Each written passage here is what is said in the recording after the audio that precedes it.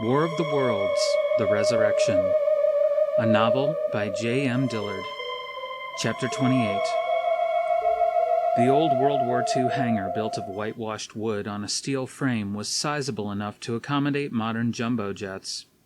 In the hangar's huge sliding metal door, which could be pulled aside to admit aircraft, was a smaller human-sized entrance, which allowed personnel simpler access. At the personnel door, Harrison carefully checked the wires he'd attached to the card key and computer pad, then spoke into the transportable phone. "Norton, still there?" "All set on this end, Doc." "Give me 10 seconds, then fire away." Harrison removed the receiver from his ear and attached the acoustic couplers to the phone's earpiece and mouthpieces. His hands trembled only slightly. Not fear of what he knew faced him inside, Harrison told himself sternly, but relief that they had managed to arrive at the hangar before the aliens.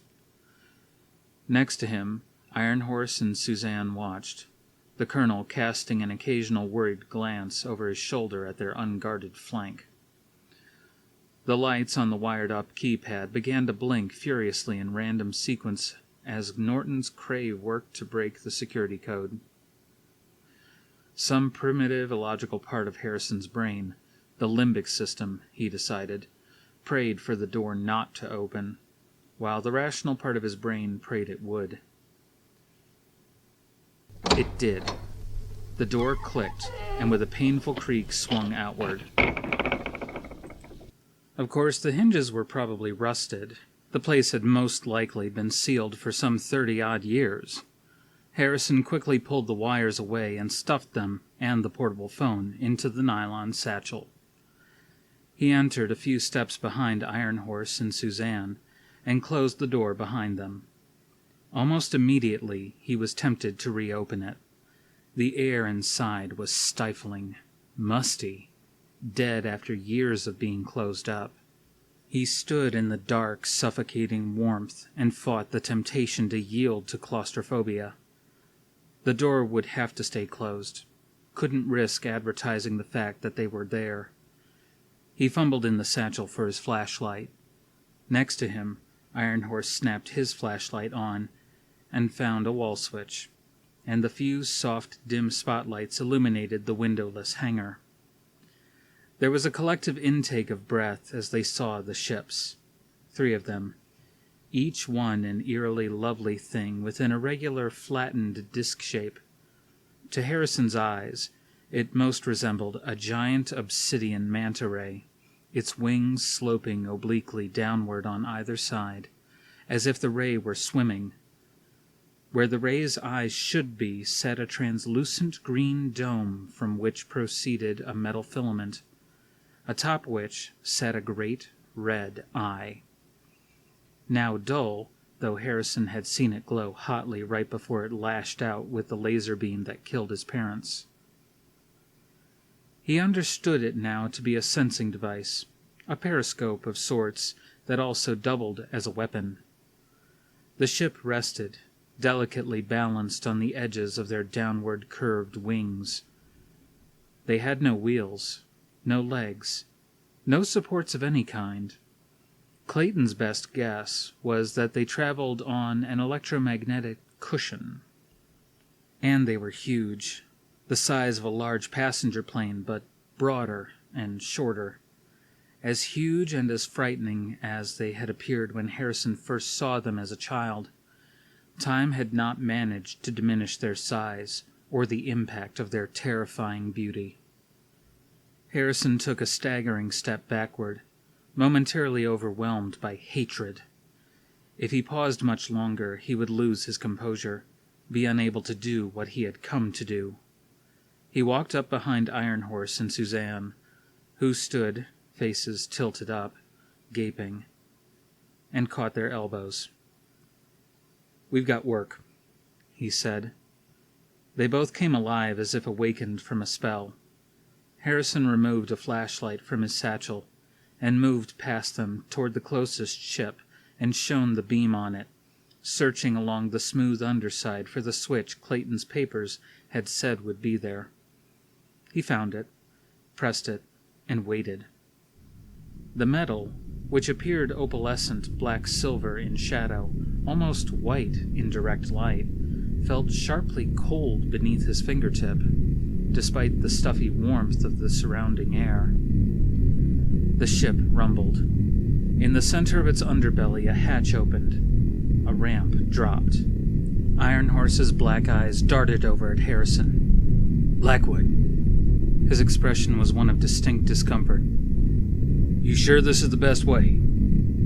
Harrison's skin crawled at the sight of it, but he forced himself to take a tentative step toward the ramp. Maybe not the best way, but the only way. According to the research, these ships produce an electromagnetic shield that can withstand a direct nuclear blast. He glanced at the colonel. I don't much care for it myself. Iron Horse stared back at the ship and nodded unhappily. Okay. After you, Blackwood. He gestured with a strong brown arm. Harrison swallowed and started walking up the ramp, Iron Horse at his heels. Don't be long, Suzanne called after them, an urgent note in her voice. Harrison's fear was quickly lessened by his curiosity. The ship's interior presented many puzzles. For one thing, the interior seemed unnecessarily spacious. Most of it was not partitioned into rooms, except for a small area Harrison decided was the head. There was no color, but every possible shade of gray, and almost no furniture to speak of, except at the pilot's stations. 3 podiums that faced a long control panel. A counter built of smooth white metal, interfaced with a soft, yielding material Harrison couldn't identify.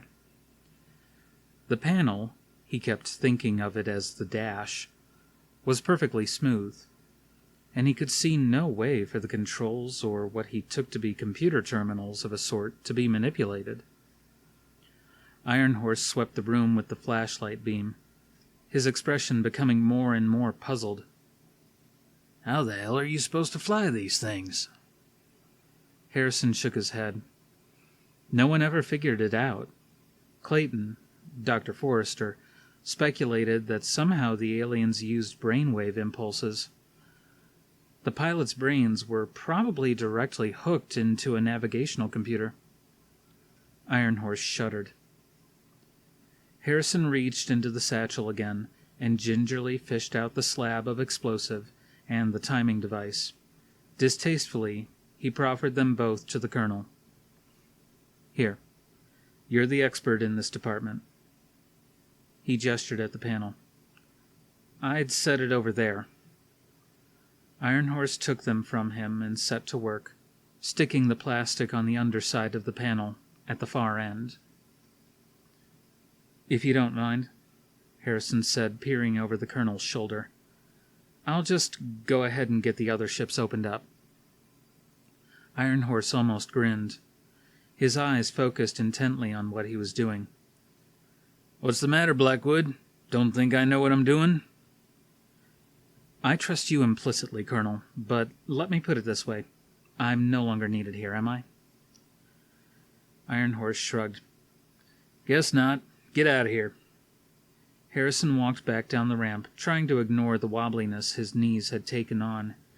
In the middle of the shadowy hangar, Suzanne knelt, engrossed in her examination of what looked like a tank full of oxygen. Harrison strolled up behind her, sure that with all the noise he made coming out of the hatch, she heard his approach. There she was, working hard, unafraid, determined to stop the aliens, even if it meant her life. He was suddenly overwhelmed with the need to tell her how much he admired her, how damn glad he was he made Ephraim hire her, how thankful he was that she got Wilson's help, how impressed he was with the calm way she risked herself now, and how, if they ever made it out of this mess alive, he wanted to repay her in some way. Instead, he peered over her shoulder and nodded at the pressurized tank. Think you'll be needing that? She nearly jumped out of her skin.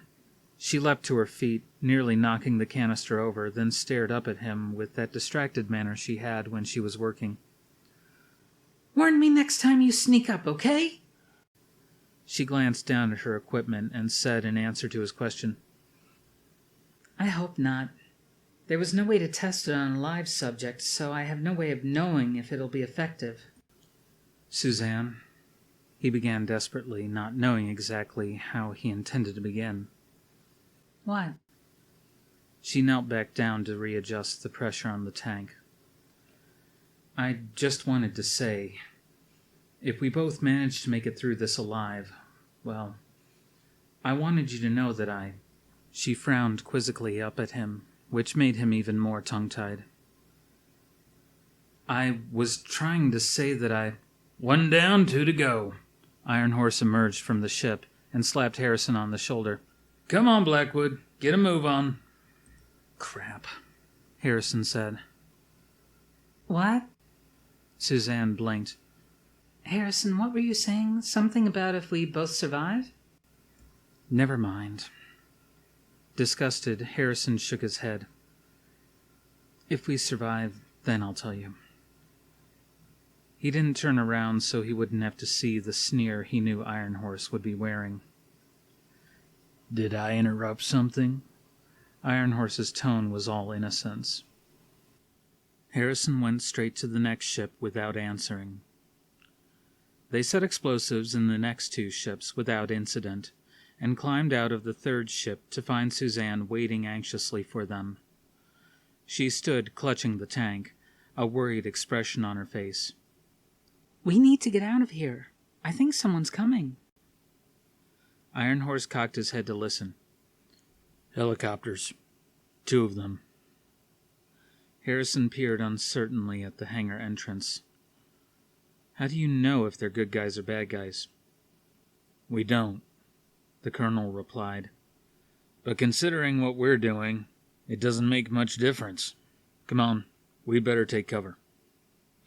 Iron Horse dashed to a far dark corner and hid behind a stack of cobweb-covered wooden crates. Suzanne and Harrison followed and crouched down. Suzanne sandwiched between the two men. The thumping of the chopper blades grew louder. They had landed, Harrison guessed, just outside the hangar entrance.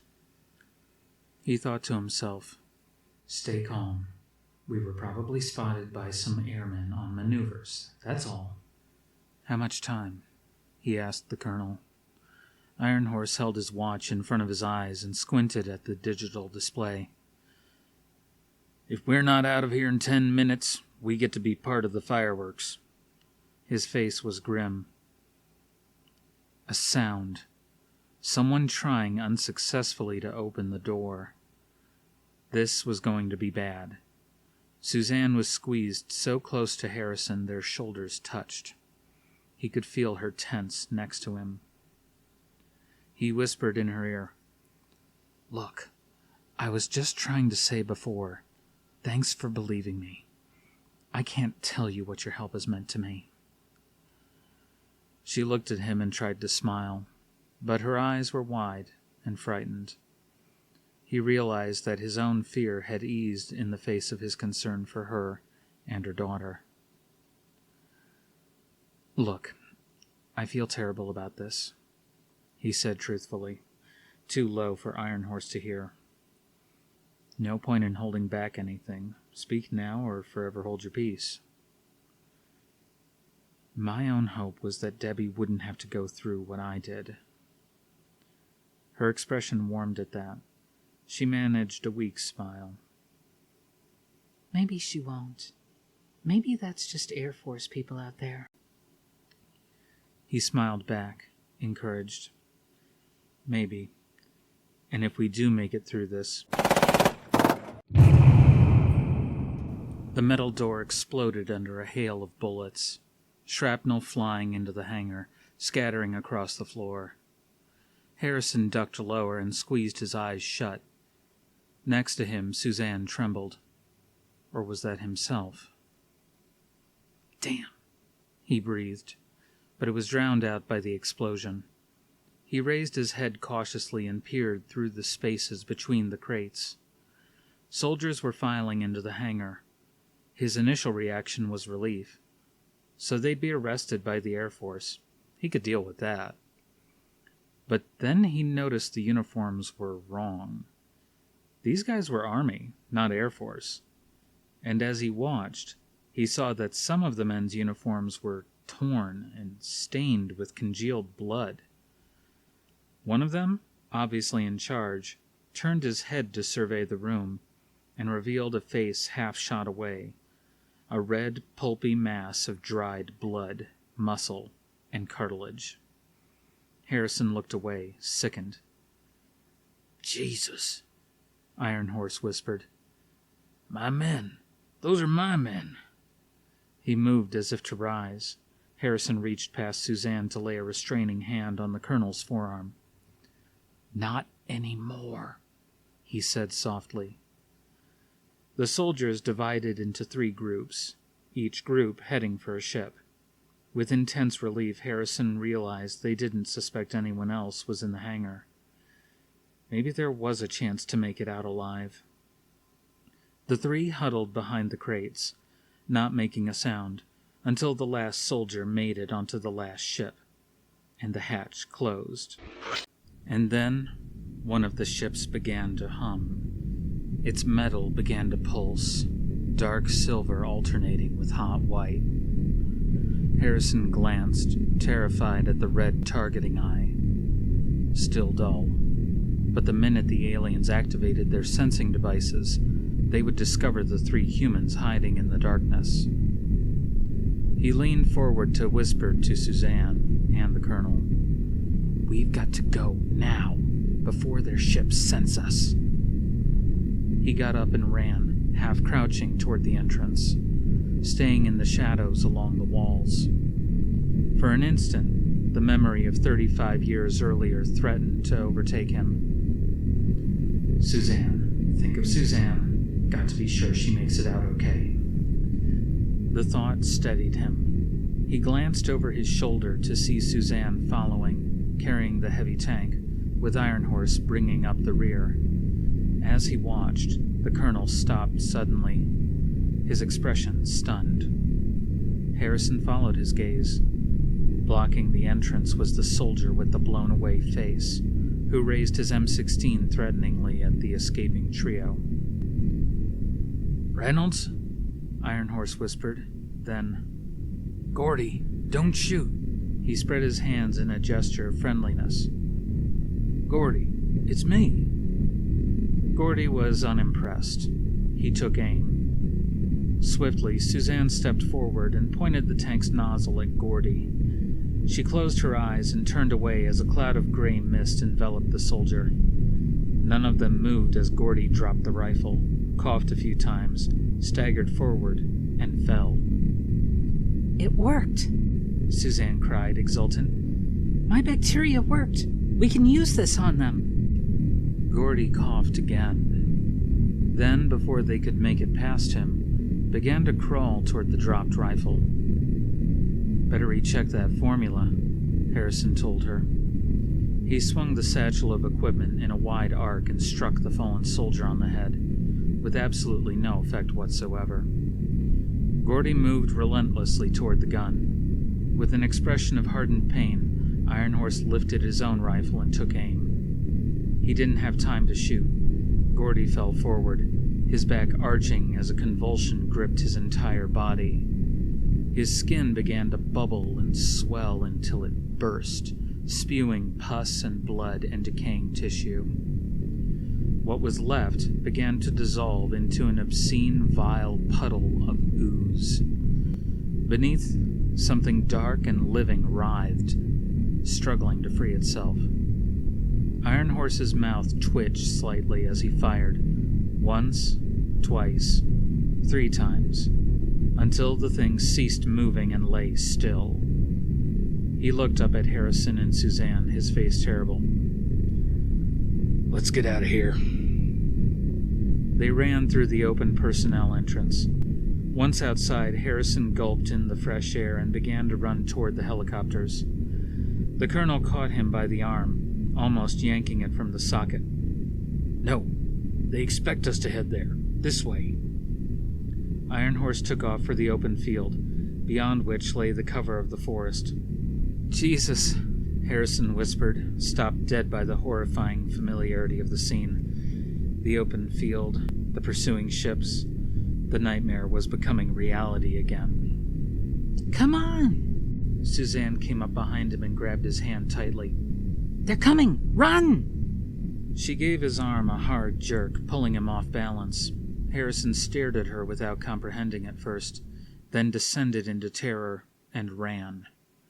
Behind them came a tortured groaning sound, the sound of the huge hangar doors sliding open for the first time in decades. Running wildly, Harrison glanced over his shoulder to see a bright beam, the alien death ray, streak out from the hangar's interior. The helicopters outside glowed a brilliant, painful orange and burst into flames that quickly extinguished themselves, leaving only smoldering, blackened skeletons. The sight of it made them run harder, crazily, both of them fighting to keep their balance on the uneven terrain. Harrison's breath came in ragged, sobbing gasps. Well ahead of them, Iron Horse disappeared into the cover of the forest. The air was filled with a deep, ominous hum. At the sound, Harrison's skin began to tingle. He looked back again to see a lone ship sail gracefully through the open hangar doors, past the smoking remains of the choppers. It paused, hovering a mere 12 feet above the ground, and its great red eye began to rotate, searching for the intruders. The shelter of the forest was only a few yards away, and then Harrison stumbled over a large rock and lost his balance. Suzanne struggled to hold on to him, to keep him moving, but lost her grip on his hand. He fell hard, face down, onto the sparse grass.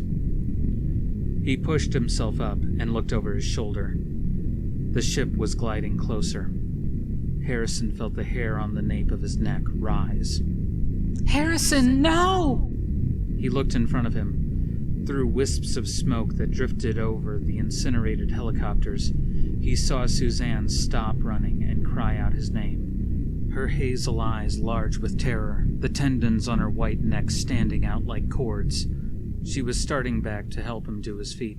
"Harrison!" "No, Suzanne!" He waved her on, tried to scramble to his feet. "Run!"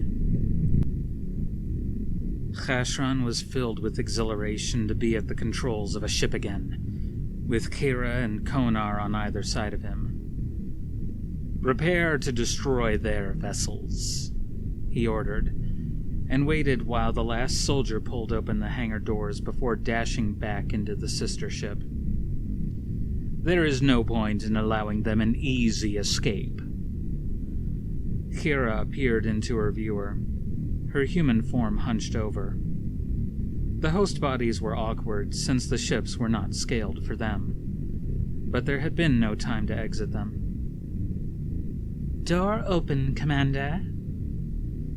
In a weak voice, Konar relayed the targeting information to Kira, who was poised over her control panel. Konar sighed and rested his head against the panel. Chashran eyed him with concern. There was no better place for a soldier like Konar to die than at his post. But they could not afford to lose their targeter now. "Are you able to perform your duties, Konar?" "Yes," he replied weakly, but was barely able to raise his head. There was nothing to be done about it. Chashran turned to Kira. "Fire!" Kira complied. "Helicopters destroyed, but instruments indicate that the humans are fleeing by foot in the direction of the forest." Chashran glanced at his unsteady officer. "Target them, Konar." Konar struggled to do so. "Targeted, Commander." "Fire!" Harrison felt searing heat skim across the top of his head. For one horrible second, he was afraid to open his eyes. afraid of what he would see. And then he heard Suzanne scream. In front of them, a tree exploded in a blaze that faded quickly to blackness. She ran to him, pulled him to his feet, and together they dashed toward safety. Harrison turned to see the targeting eye rotate again, focus on them, and stop as it prepared to fire.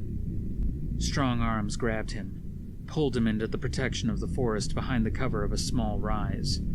Suzanne, still fiercely clutching his hand, was dragged along with him. "Down!" Iron Horse barked.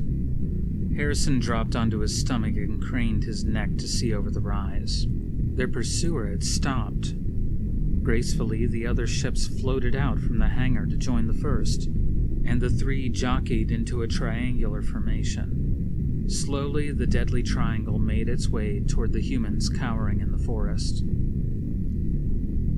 "Damn," Harrison said, bitterly disappointed. It was the only word that summed up the situation, and at the moment he very much understood why on flight recorders recovered from fatal plane crashes, the last words of the crew the instant before impact were invariably of the four-letter variety. Now only Norton and poor Clayton would be left to fight the aliens. Would they be able to find others to help them?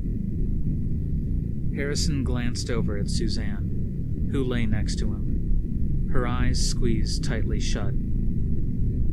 "I'm sorry, Suzanne," he said lamely, "and awfully sorry for Debbie.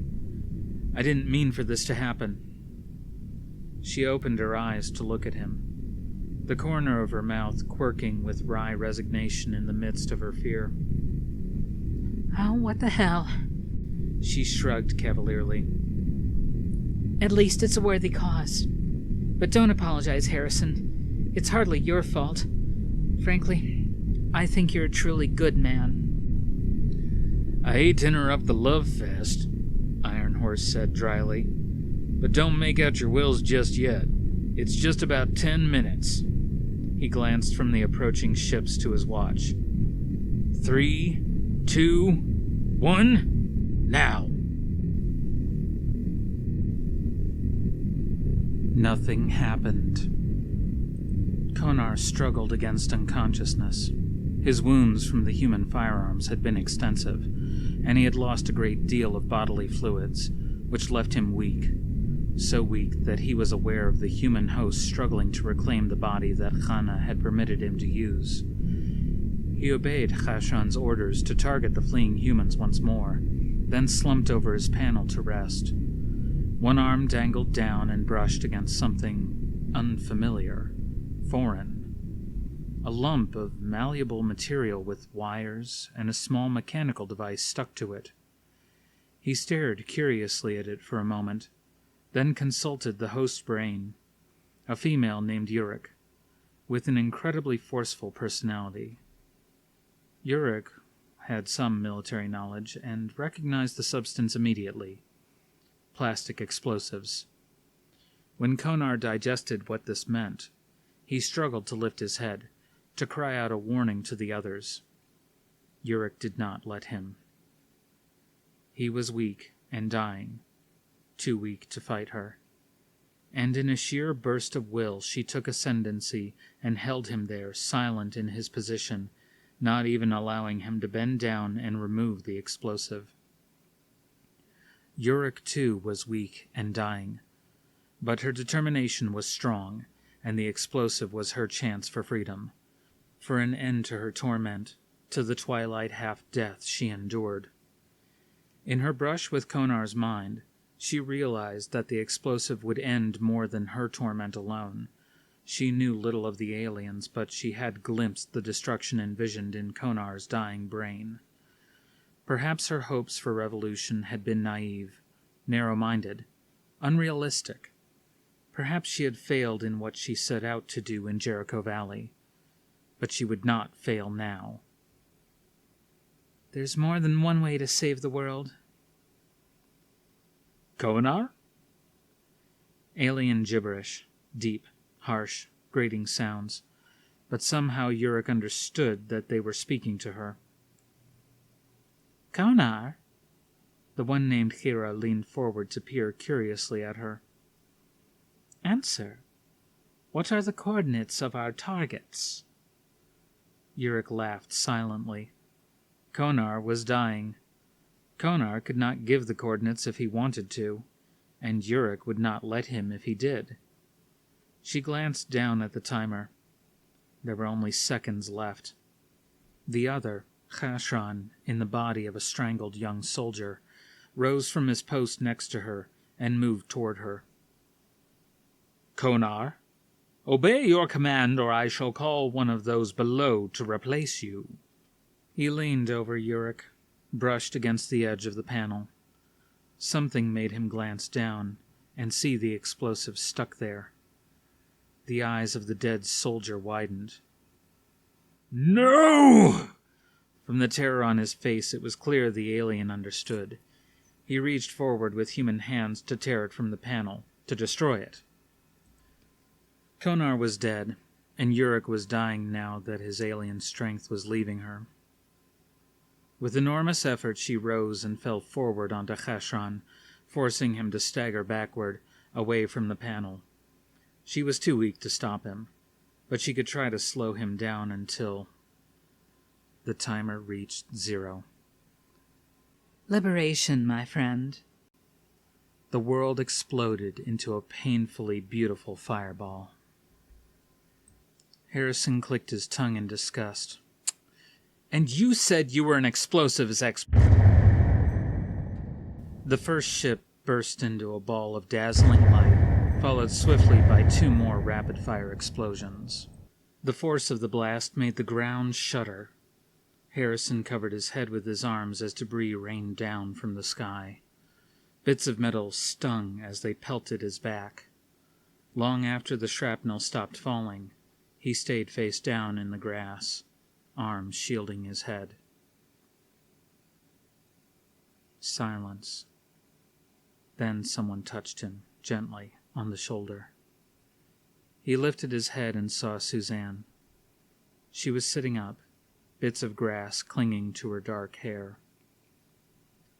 Harrison, she said huskily, smiling, but her mouth twitched as if she were holding back tears. Get up, Harrison. It's all right. It's over. Harrison, darling, get up. It's over. He heard the words without understanding them, and pushed himself to his knees. For a moment he stared at her, then tilted his head back to gaze up at the silent sky. The ships were gone.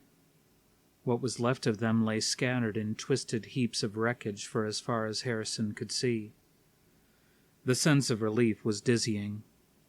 He reached for Suzanne and gave her a fierce, grateful squeeze. "You're all right. Thank God. Thank God." He laughed softly at the sudden absence of terror and released her.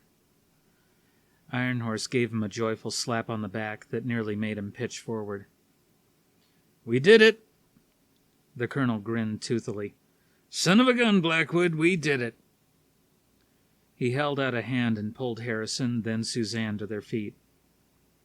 "We did it all right," Harrison said, his joy tempered with the memory of past sorrows as he studied the wreckage littering the field.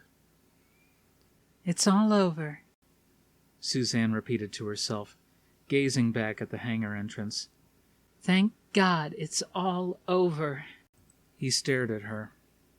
She was white-faced, dazed, still in shock. He was overwhelmed with relief that they had not been killed, that they had destroyed the ships before the aliens had recovered them. But his relief darkened as an unwelcome thought began to repeat in his brain. It's not over. Not over at all. It's barely begun. Epilogue. For the first time in years, Harrison went to bed and slept a dreamless 8 hours. By the time he was wakened by a knock on the door, sunlight was filtering through the curtains of the bedroom window. He sat up stiffly and blinked at the clock on the nightstand. 7:30. but it took him a minute to figure out whether it was morning or evening. He was still dressed in the army uniform.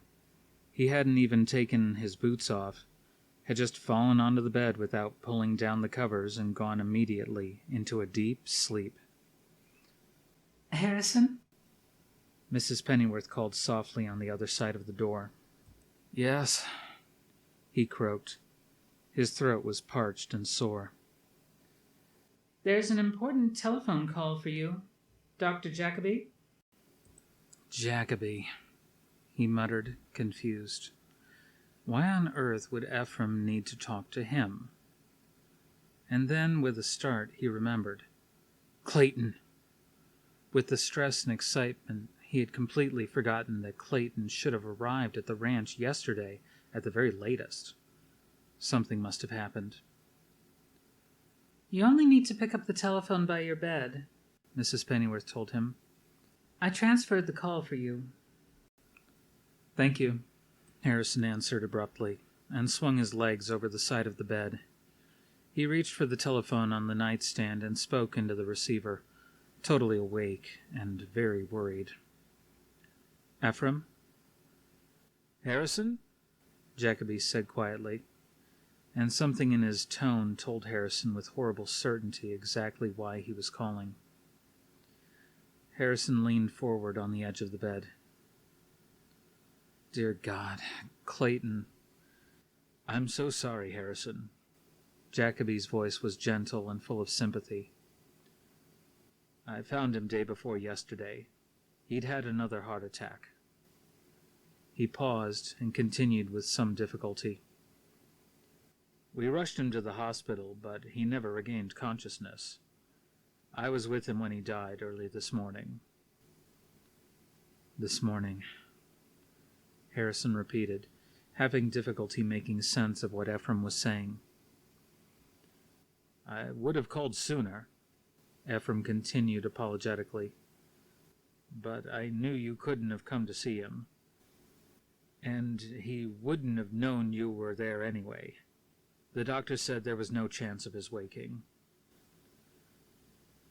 It's all right, Ephraim, Harrison said blankly, hardly realizing what he was saying. A heavy numbness had settled over him, making it difficult to breathe or think or speak. There was an odd, painful tightness in the back of his throat that made his eyes water. You're right, I couldn't have come, but thank you for staying with him. Jacoby was silent for a while. I want you to know, he said finally, that I found him in his office, with all those other files he had wanted to give you. I'd spoken to him the night before, and he sounded better than he had in years, like the old Clayton. Being useful was the best medicine of all for him. I know that he was very happy just to be back at the Institute. I think so, Harrison whispered. I'm taking care of the arrangements. Clayton didn't want any fuss, but I'll call you later and let you know. If there's anything else I can do. Nothing. Thank you, Harrison said. Thank you for everything, Ephraim. He placed the receiver back in its cradle and stared at the telephone for a long time. There was a need to grieve, and he would not deny himself that. Yet, at the same time, he felt an odd sense of relief. Clayton's suffering was over, and he had died in his office, surrounded by stacks of his precious files. Remember, he died a long time ago. He undressed, got into the shower, and wept. Suzanne poured herself another glass of champagne and settled back in her place on the couch to enjoy the modest celebration. Mrs. Pennyworth had baked a pie for dessert, which was set out on the coffee table, along with a sterling silver coffee pot and a bottle of Piper Heidsieck that Kensington had brought up from the wine cellar. Next to her, Debbie was stuffing herself on the remains of her second, or was it the third, piece of apple pie. But Suzanne didn't discourage her. She felt too relieved. too indulgent, and a little giddy from the glass of champagne and the euphoria. Everything was going to be all right. The ships were destroyed. The aliens were no longer a threat. All that remained now was a simple cleanup operation, finding the few aliens that remained, and then she and Deb could go home. In a way, she'd be sorry to leave the ranch. In a way, she'd found a home there. But she also knew she had, like Harrison, found a home at the Institute as well. She glanced over at Harrison, who sat quietly at one end of the sofa, holding his flute of champagne. He hadn't touched it, and seemed oddly withdrawn. His wildly fluctuating mood still mystified her. Of all of them, he had the most right to be celebrating now. "Your apple pie is the best, Mrs. Pennyworth," Debbie mumbled with her mouth full. Mrs. Pennyworth smiled, pleased. "Why, thank you, Deborah. If you like, I can show you how to make one." "A kind offer," Suzanne thought. "but I doubt we'll be around long enough for you to do it." She wasn't looking forward to breaking the news to Deb that they'd be leaving soon. The girl would be heartbroken about leaving Spirit. Kensington frowned at Debbie. He was only feigning displeasure, Suzanne realized in her expansive, generous mood. Underneath his stern exterior, the man had a wry wit and seemed genuinely fond of Debbie. "Aren't you going to thank me too, young lady?" Kensington arched a gray brow. "After all, I picked the apples." Deb giggled. "And thank you, Mr. Kensington." Mrs. Pennyworth rose and began clearing away the empty dessert plates. "Here, Deb rose, swallowing the last bit of pie. I'll help you, Mrs. Pennyworth." "What a kind girl." Mrs. Pennyworth winked at Suzanne. "I think she really wants to learn how to make that pie." The two of them carried stacks of dishes to the kitchen as Kensington went over to tend the fire. Iron Horse, dressed as usual in fatigues, took a sip of his coffee. He had refused to join the other adults in a glass of champagne. "General Wilson is taking care of the Joint Military Forces Board of Inquiry," he said after Debbie and Mrs. Pennyworth were well out of earshot. "I'm told, unofficially of course, that the board is predisposed to lay all the blame on an unnamed terrorist organization." Norton, next to the colonel, snickered and studied the fire through his champagne. "Actually, that's probably a whole lot closer to the truth than they'll ever realize." Iron Horse nodded and gazed into the fire. Suzanne set her glass down on the table. "Well, I, for one, am glad this is all behind us." She turned to Harrison. "When this is all over, I'd like to continue to work with you. That is, if you still need a microbiologist. I figure there's a lot of analysis yet to be done on the aliens, and with Uncle Hank's help." Harrison regarded her with weary, bloodshot eyes. "What makes you think it's going to be over any time soon?" His voice was soft, but there was a hostility beneath the surface that confused her. She was a bit taken aback by his attitude. Somewhat stiffly, she replied, "Excuse me, but I seem to be laboring under the notion that destroying the 3 ships constituted a major victory. A number of aliens were killed, and now they won't be able to recover their weapons." She glanced at Iron Horse for support. "Isn't that right, Colonel?" Iron Horse looked down into his coffee to avoid meeting her eyes. "There are an awful lot of barrels still missing. The Army was never able to track down the tractor-trailer rig. I counted 20 people who boarded that ship, but there were more than 300 barrels stolen from Jericho Valley." "But they can't get to their ships or weapons now," Suzanne persisted as a cold sense of despair slowly began to settle over her, replacing her exuberance. "That was the real danger. And as soon as they contact their home planet again, we'll be able to find them and stop them for good." It's unlikely that the 3 ships warehoused at Nellis were the only 3 ships in existence, Harrison countered quietly. He took a swallow of his drink as if to draw courage from it for what he had to say. I know we're all tired, exhausted, ready for this thing to be over with, and I'm not asking anyone to stay. He stared into her eyes with a gaze so intense she wanted to look away. God knows we deserve to celebrate something, but hell, maybe I shouldn't talk about it now. I'm sorry, I'm ruining the party. He stared down into his champagne. You've already broken the mood, Suzanne said flatly. so you may as well say what you were going to say. He didn't look up. All right. He sighed and squared his shoulders. We already know the aliens are capable of inhabiting human bodies. The perfect cover, which allows them to roam freely and makes them extremely dangerous. Plus, there are probably other ships, and Jericho Valley wasn't the only place where the alien barrels were stored. There were lots of other places, other barrels. Suzanne stared at him, aghast, unwilling to understand what she had just heard. Harrison's lips stretched into a thin line as he waited for the words to sink in. Clayton Forrester was not privy to most of the locations. He continued after a pause. There aren't hundreds of barrels, Suzanne. There are hundreds of thousands of them, and we don't even know where they are. Most of the documents relating to their location have long since been destroyed.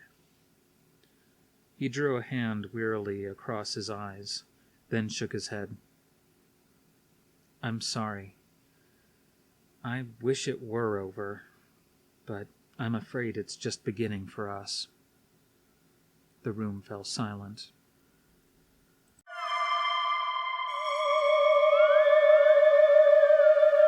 In the comfortingly dark recesses of the cavern, Hannah regarded the other 2 members of the advocacy with disdain. They had just received another message from the Mortax Council. This one, a stern, almost threatening message which berated them for their defeat, and reminded them that the Earth had to be prepared in less than a year's time for the arrival of the colonists. It was all bluff, and Hannah knew it. The Council could not touch them from such a great distance, and if the Earth were not prepared when the colonists arrived, what would be done about it? They would not kill their own soldiers as punishment. Of course, they might take action against the advocacy, but Hannah no longer cared. At least, not for the moment. She was still grieving over Khashran's death at the hands of his human enemies, and could not be bothered with concerns about her own safety. Horak, the idiot, seemed surprised by the Council's anger. "We were told the humans were primitive, unintelligent creatures," he said, trying as usual to defend his mistakes, always ready with 27 excuses. That was Horak. "But they have proven themselves unexpectedly clever, and without our ships." Enough of your whining, Horak, she snapped. With or without our ships, we will find a way to defeat them.